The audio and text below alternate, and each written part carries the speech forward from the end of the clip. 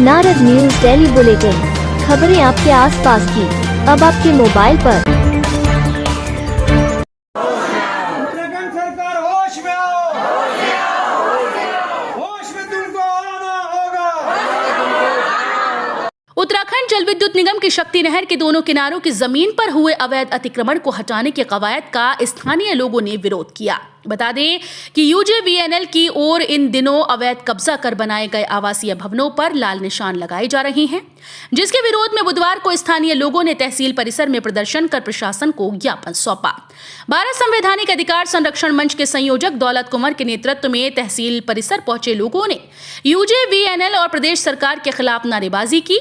मंच संयोजक कुंवर ने कहा कि शक्ति नहर किनारे ढकरानी, नंबर 1 पुल पार, भीमावाला डाट पुल, नवाबगढ़, डांग पत्थर, ढालीपुर में बड़ी संख्या में आवासीय भवनों पर यूजेवीएनएल की ओर से लाल निशान लगाए गए हैं, जिससे लोग दहशत में हैं।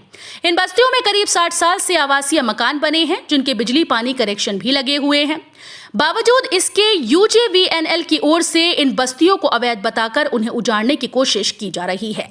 कहा कि सुप्रीम कोर्ट का आदेश है कि जो लोग 12 साल से जिस जमीन पर काबिज हैं, उन्हें हटाने से पहले सरकार की ओर से उनके पुनर्वास की वैकल्पिक व्यवस्था की जानी जरूरी है।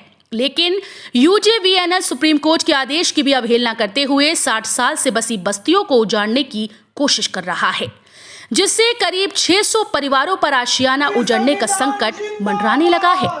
उन्होंने कहा कि गरीब लोगों के घर तोड़े जाने पर मुख्यमंत्री कार्यालय के सामने अनिश्चितकालीन धरना शुरू कर दिया जाएगा। किस संदर्भ में देने आए हो आप? मान्यवर, मैं प्रधान है, मेरी पत्नी वहाँ पर ग्राम पंचायत में प्रधान है। मैं तो एक संस्था चलाता हूँ, परिवर्तन सामाजिक संस्था, उसका अध्यक्ष भी हूँ, उसका कन्वीनर भी हूँ। कुछ नहीं, ये दरअसल ऐसा है कि काफ़ी जो हमारे गांव में जो सिंचाई विभाग की या जल विद्युत परियोजनाएं जो चल रही हैं, उनकी ज़मीनें कहीं बता रहे हैं कि ज़मीनें हैं, उन ज़मीनों पर कुछ लाल निशान लगाए हुए हैं लोगों ने। तो उन लाल निशान को बार बार कह रहे हैं कि भी उनको नोटिस दे देगा कि भी इनको खाली करो। और वो पिछले 60-70 साल से गरीब परिवार हैं, बहुत गरीब परिवार हैं, जिन्होंने पूरी जीवन भर की जो अपनी कमाई है उन मकानों में लगा रखी है और रह रहे हैं वहाँ पर। अचानक से एकदम सरकार का ये फरमान, तुगलकी फरमान जारी हो जाना कि भाई इनको हटाओ, ये करो, तो ये तो कोई व्यवस्था नहीं। उसके खिलाफ हम लोग उनके न्याय के खिलाफ, उनके न्याय के लिए हम लोग यहाँ पर एसडीएम साहब के माध्यम से तमाम शासन प्रशासन को, गवर्नर साहब को, माननीय मुख्यमंत्री को और ह्यूमन राइट कमीशन को और जिलाधिकारी महोदय को, उनको बताना है कि साहब ऐसा ही अन्याय है, इनको अगर रखना भी है, हटाना है, तो उनकी कोई वैकल्पिक व्यवस्था कर दी जाए, कहीं कॉलोनी में इनको भी दे दिया जाए।